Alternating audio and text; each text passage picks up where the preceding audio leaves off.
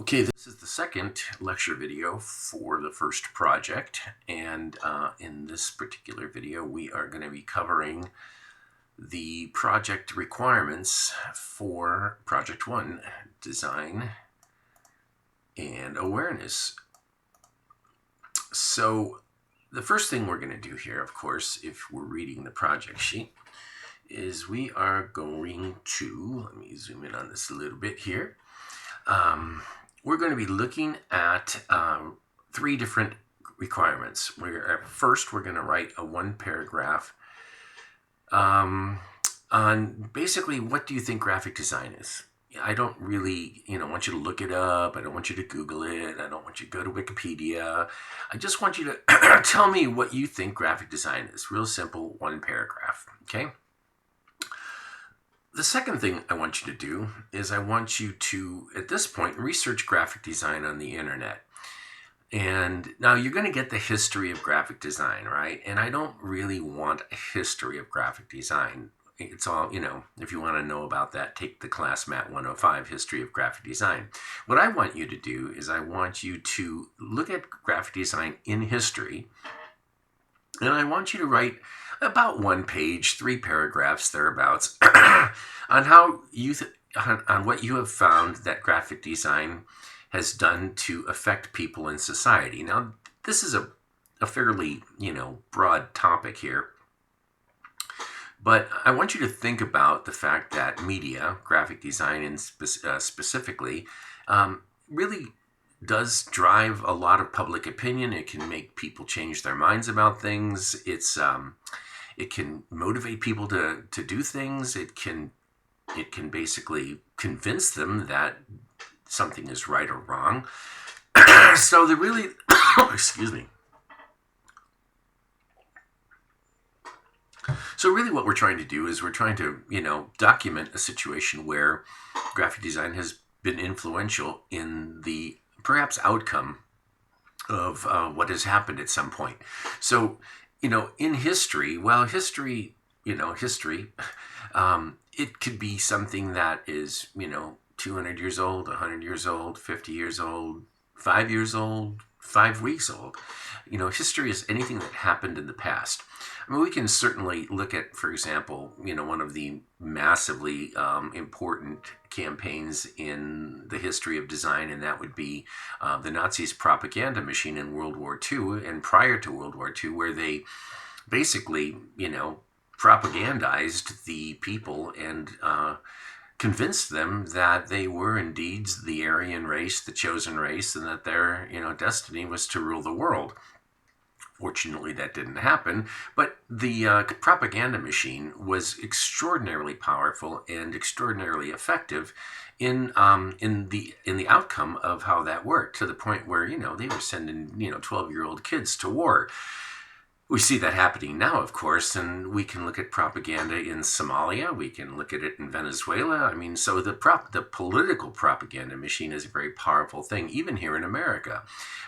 So it's something that we can think about, but it doesn't have to be on that large of a scale. It could be something, as small as perhaps you may recall the big drive by Caltrans to put in a toll road on Camp Pendleton between San Clemente and Oceanside, and it was going to run right through all the beach areas, that are valued by so many people. And of course, the locals got together and said, hey, you can't put a toll road right down the beach. You're going to destroy all this incredible habitat. You're going to destroy the beaches. You're going to destroy the solitude.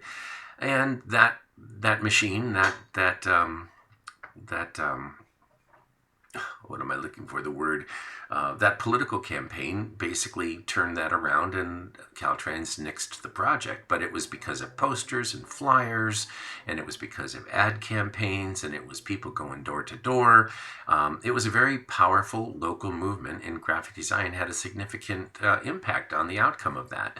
So it could be something like that. It could be, something I suppose as small as, just advertising an event that makes people turn out. about, the Rock and Roll Marathon, for example, the posters, the flyers, all the things that occur, the radio, the ads at restaurants. I mean, it brings, thousands and thousands of people to run in that marathon for a good cause. So, just look at something around you or look at something in history and just document that in some way. What do you think happened? What media did they use? How was it effective or not? And write about 3 paragraphs. It's about 1 page thereabouts on that event or that series of events and how the media helped to change things. Presidential campaigns, big one there, right? The last one was pretty influential. So anyway, then the last thing I want you to do is I want you to locate an example of good graphic design.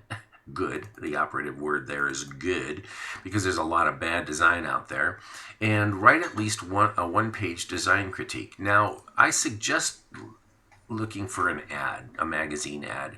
And the reason why is magazine ads are very targeted. They have a very distinct focus. They have a very distinct and simple message, and it's usually very specific and very targeted, and it's easy to take a look at an ad and identify some of the design criteria. So that segues into the design critique requirements. So again, locate an example of a good design. It should be an advertisement. That's ideal. Avoid newspaper ads, people-type magazines, because those kinds of magazines, the advertising there tends to be a little chintzier, I guess, and not as well thought through. Inquirer-type rags, those things tend to be a little, budget-oriented, and so they don't draw very sophisticated ads. So you're really kind of looking for something in like Architectural Digest or Vogue magazine, or it could be a good ad in a specific kind of magazine like Skater or Surfing or Skiing or something like that. So look around and see if you can't find something good. The next lecture we'll talk a little bit about what's good and what's bad. So you'll definitely want to check that out. So you'll critique the piece on the following. First thing you'll do is you'll peruse through chapter 2 of my book, The Concepts of 2D Design, and just kind of go through it, because we have several concepts here, and these are going to be concepts that we're going to study in depth in the next few chapters and in the next few exercises or projects in this class. So you're going to be checking out and just becoming aware of this stuff, because that's really what this project is about. It's about awareness. It's about seeing something that perhaps you've never seen before, and then trying to determine whether it's working or not, or whether you can see it or not. But the point is that design is a visual medium, and in order to effectively execute good design, you need to be aware of what you're looking for. So this is like the very first thing. So I'm not expecting you necessarily to be right or wrong. I just want you to take a crack at it and just tell me what you think you see. All right. So these are the concepts: repetition, anomaly, similarity, and so on. You can read these on the project sheet, and you're going to try to determine if you can find a couple, 2 or 3 different design concepts used in the design, and explain how they are used. If there's more, then great, awesome. But sometimes they're simple ads and maybe you can only see 2 or 3. You'll also find that it's often unclear. Some of these concepts have a significant amount of overlap as they start to evolve from one concept to another. Certainly they can be very clear and very specific, but sometimes it starts to move a little bit. We'll talk a lot more about that in the next project. But for now, just be aware that is something that is true. You can say, well, it kind of looks like repetition, kind of looks like anomaly, not really sure. So maybe I'll call it both, okay? I don't really care. I just want you to take a crack at it, all right? Then you're going to look at the color, and you're going to just say, what's the mood? Is it serious? Is it sophisticated? Is it fun? Is it playful? So kind of what's the mood? Again, here we're going to be working with color in the next few chapters after, and I want you to begin to become aware of what color is and what it can do. Is there a color scheme? Now, I don't expect you to know what a color scheme is, but if you just look at it, try to see if the colors work together. Are they related in some way? Like, are they all shades of blue or black or silver or whatever? And do you think it's appropriate for the subject, and why? Okay, again, take a look at it. Just make your best call. Typography. I want you to peruse through chapter 7 of my book, Typography. And again, there's a lot in type, and I don't really expect you to be like a perfect, oh yeah, that's, a certain typeface, and that's, certain contrast, and the alignment is X, Y, or Z, that kind of stuff. That's okay. All I want you to do is, can you read it? Is it big enough, small enough? Is it easy to read? If not, what makes it difficult to read? Is the contrast bad? Is the size too small? Whatever. Are you interested in reading the text? Does the ad draw you in? Or do you just kind of look at it and go, well, whatever?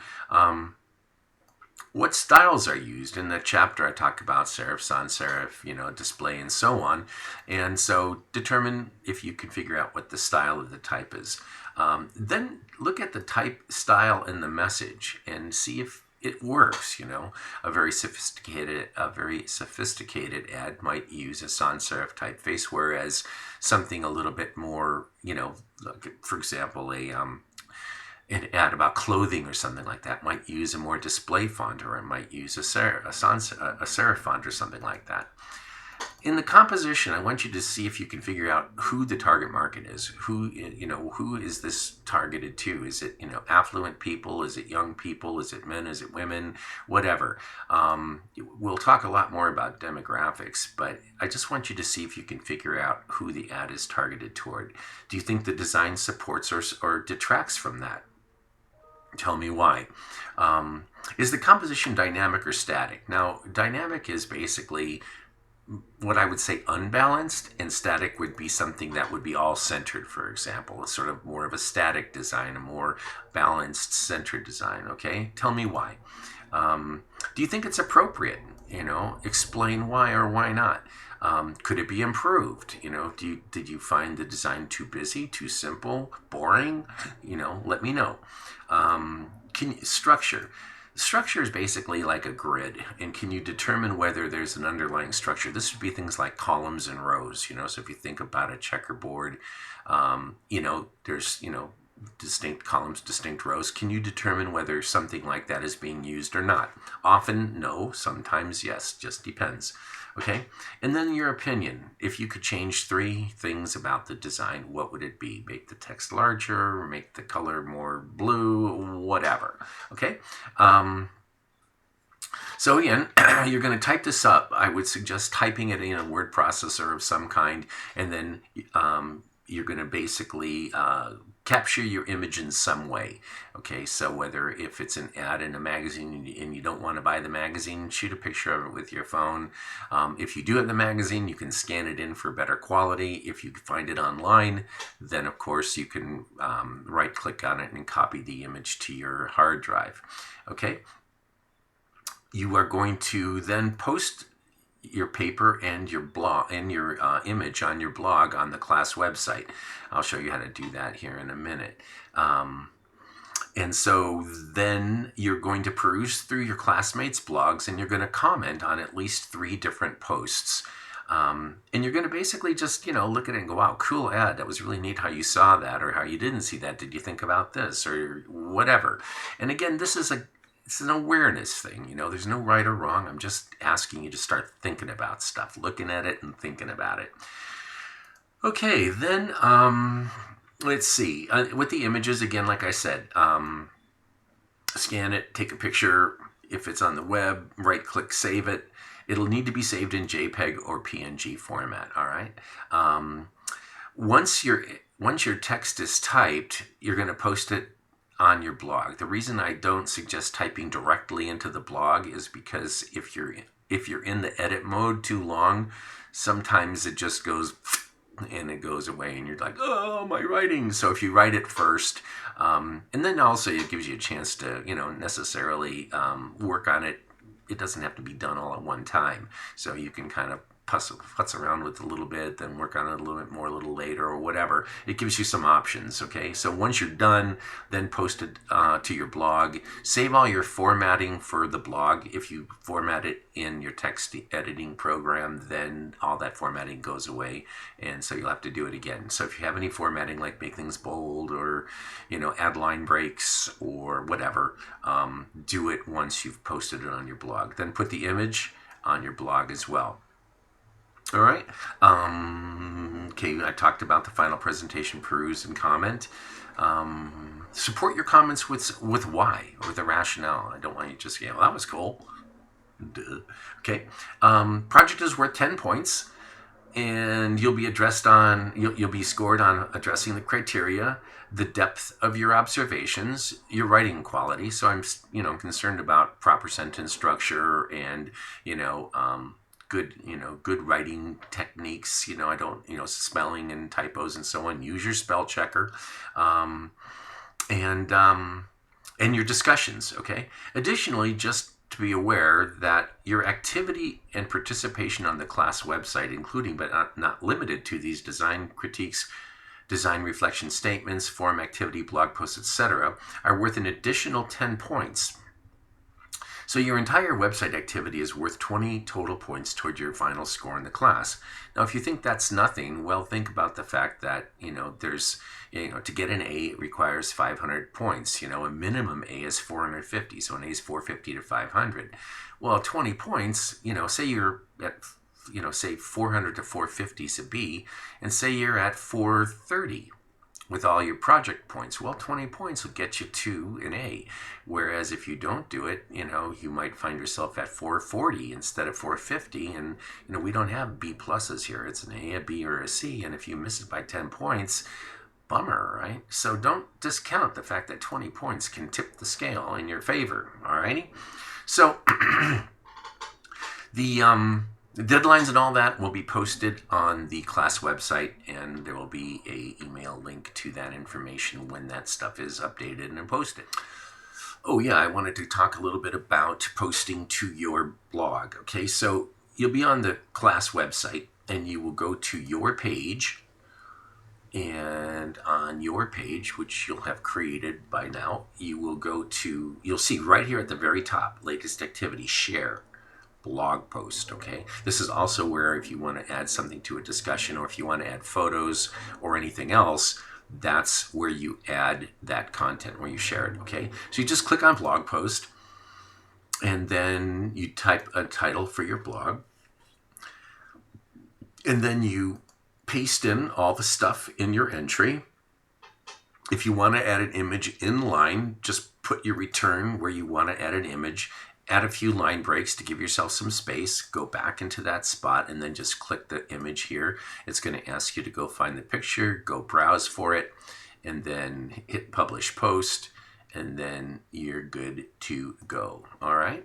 So once you're all set, once you're all done, it'll just say publish post, and it'll log onto your blog and plug it right in there. All right. So that's basically how to do a blog post.